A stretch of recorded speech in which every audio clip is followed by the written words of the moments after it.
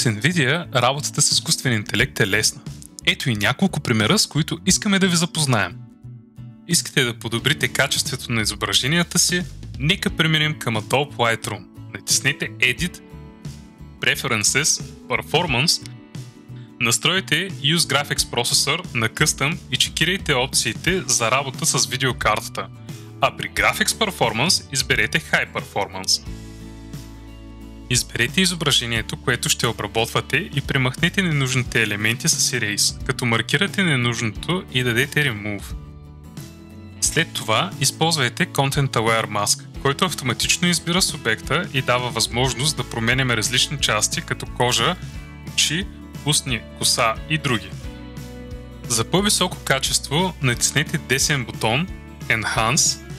В новия прозорец се уверете, че Super Resolution е активирано. Тази функция е идеално предназначена за вашата GeForce RTX видеокарта. NVIDIA GeForce RTX. Увеличете продуктивността си с изкуствен интелект.